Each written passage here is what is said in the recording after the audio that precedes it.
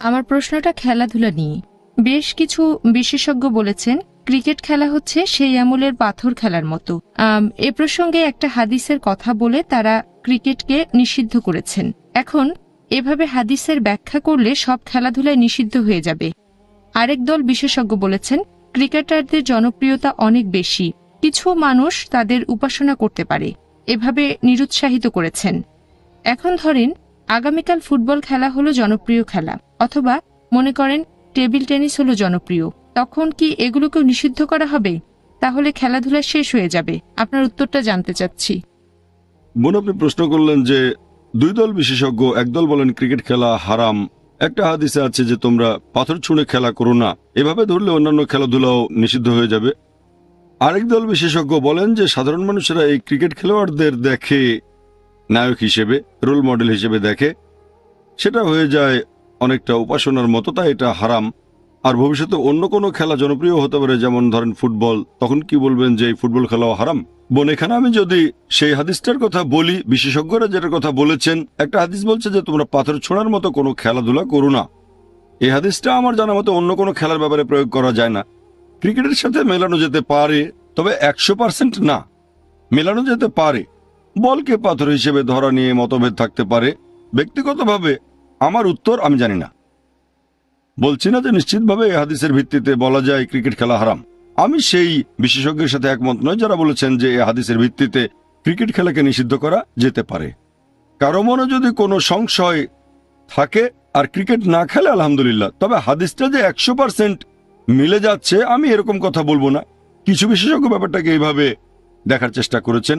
বিশেষজ্ঞগণের দ্বিতীয় যে দলটা, আমি এরকম কোন বিশেষজ্ঞের নাম জানি না যিনি ক্রিকেটকে হারাম বলেছেন, কারণ সাধারণ মানুষেরা অনেক সময় খেলোয়াড়দের উপাসনাই করে। আমি এরকম কোনো বিশেষজ্ঞকে চিনি না।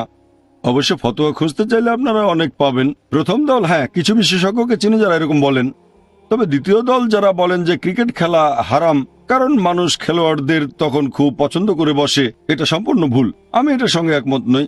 মানুষ একজন দায়ীকেও পছন্দ করতে পারে। মানুষ আমাদের নবী সাল্লাল্লাহু আলাইহি ওয়াসাল্লামকে পছন্দ করতে পারে। পৃথিবীতে মানুষের সবচেয়ে বেশি ভালোবাসা পেয়েছেন মুহাম্মদ সাল্লাল্লাহু আলাইহি ওয়াসাল্লাম। তাহলে কি আপনারা বলবেন নবী রাসূল হওয়া হারাম? মানুষ দায়ীকেও পছন্দ করতে পারে।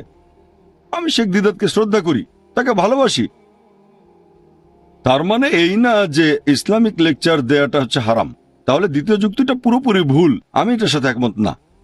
আপনি একজন মানুষকে পছন্দ করতে পারেন, ভালোবাসেন, শ্রদ্ধা করেন, তবে তার কারণটা হবে ইসলামিক, অথবা হারাম কিছু নয়।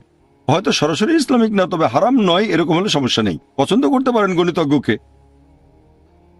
আর সেটা যেন শিরক না হয়। যদি সেটা শিরক হয়ে যায় তাহলে যে কাজটা করছে সে দায়ী। একজন লোক ধরেন বিখ্যাত কাউকে পছন্দ করে, হতে পারে কোনো ব্যবসায়ীকে অথবা কোনো ক্রিকেটারকে, হতে পারে একজন ফুটবল খেলোয়াড়কে বা দায়ীকে অথবা রাসূল। যদি পছন্দের মাত্রাটা বেড়ে গিয়ে শিরকে চলে যায় তাহলে সেটা হারাম। তবে এটা বলবেন না যে ইসলামিক লেকচার দেয়া হারাম। নাউজুবিল্লাহ, নবী রাসূল হওয়াটা হারাম।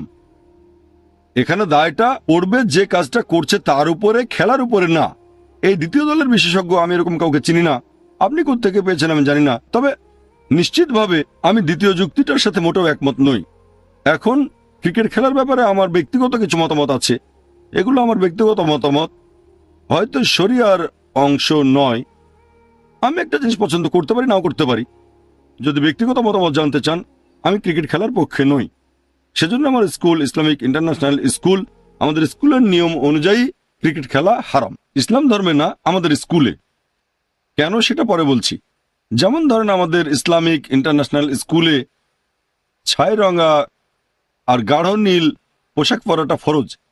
এটা ইসলাম ধর্মে ফরজ না, এটা ফরজ আইএসএ। ফরজ মানে বাধ্যতামূলক। লোক মনে করে ফরজ মানে শুধু ইসলামিক কিছু। আমাদের স্কুলটা অবশ্যই ইসলামিক, তবে স্কুলের পোশাক পরাটা হচ্ছে বাধ্যতামূলক। ছাই রঙা আর গাঢ় নীল পোশাক পরা বাধ্যতামূলক, তবে বাইরে কোনো সমস্যা নেই। স্কুলে আমি ক্রিকেট খেলাকে নিষিদ্ধ করেছি। কেন? নিজস্ব কিছু কারণে। আমার মতে ক্রিকেট হচ্ছে সময়ের অপচয়। এই খেলায় আমরা দেখি 22 জন লোক খেলছে আর 22 মিলিয়ন দেখছে। আগে এই খেলাটা হতো 5 দিনের, 5 দিন শেষে ফলাফল ড্র। এখন শুরু হচ্ছে ওয়ানডে ক্রিকেট। আর ক্রিকেট খেলায় আপনারা দেখবেন যে খেয়াল রাখতে হবে বাতাসের স্পিড